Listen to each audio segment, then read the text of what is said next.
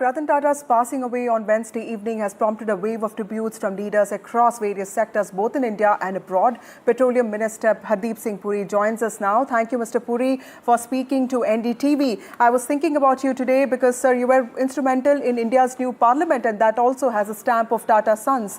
Ratan Tata was instrumental in mentoring and developing a lot of modern projects, modern business leadership. How will you remember his life and legacy, sir?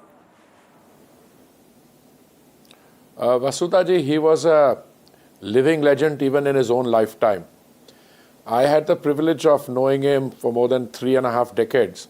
But in the last 8 years of my association with different ministries, we've had the good fortune of collaborating with him. I mean, the privatization of Air India owes a lot to his own commitment to the civil aviation sector. That's where Air India started, and then of course that's where it has gone back.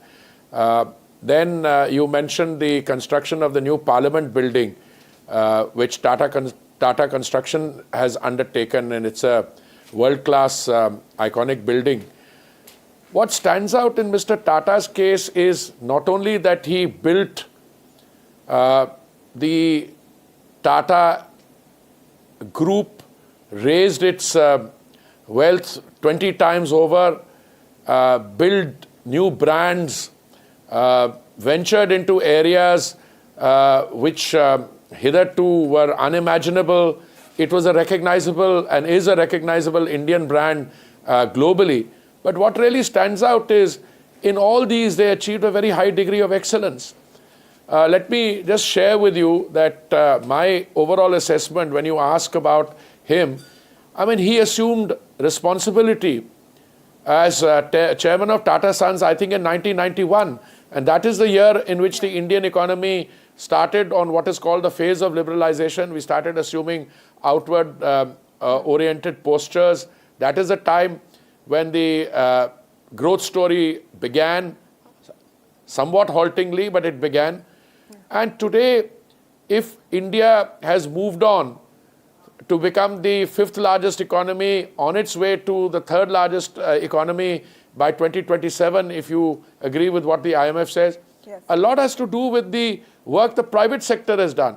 And Shri Ratan Tata stood there like a champion and led one of the larger public sector groups into economic development. In the process, the country also gained. Right. You create wealth for your group, you create wealth for the country, and that you are able to do it with the highest professional and ethical standards. That is what stands out.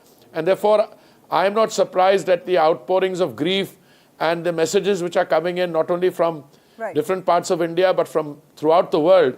They are a tribute to a person who was a living legend in his lifetime, but after his passing away, his memory will be etched in gold, because that is also part of the India growth story. Right. Mr. Puri, also let me ask you about the kind of philanthropy that he did, the kind of kindness that he showed, because he also headed 2 of the largest private sector promoted philanthropic trusts in India.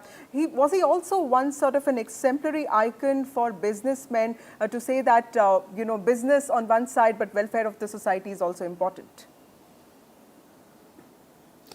I think, Vasudha, you are absolutely on target there. He not only was a great business leader, but he was also one of the, leaders in philanthropy. It's his commitment, his passion, and, the work he did there. And he did it in a very quiet, unassuming way. I mean, and that's what stands out. Professionalism in your business world, and then caring for people. So there are millions of lives that they were able to touch. I think his contribution even to good causes outside the country, I'm sure he ranks as probably the largest, if not the largest, one of the largest contributors and donors to good causes outside India by an Indian. I know the contributions he's made to the university where he got his degree in architecture, but even otherwise.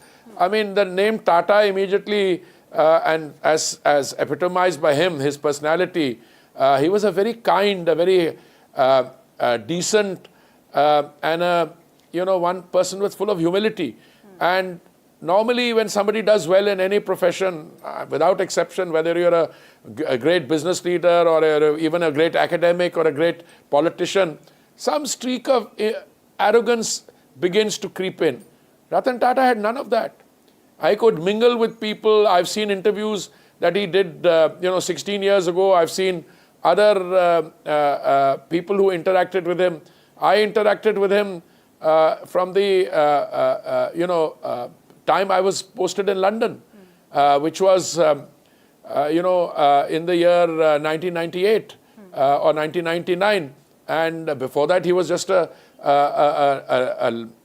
iconic figure. Right. But when you met him, you realized that there was a very decent human being, a great philanthrope, and somebody who, epitomized the best of human values. Right. Thank you, Mr. Puri, for saying those lovely words. And what a tribute to Mr. Ratan Tata. And humility clearly was one of his strongest points. Thank you, Mr. Puri, for joining us and giving us your time. Ratan Tata's passing away, of course, has prompted a wave of tributes from leaders from various sectors, businessmen, political leaders, all of them saying extremely nice things about the life that he led and the legacy that he lives behind.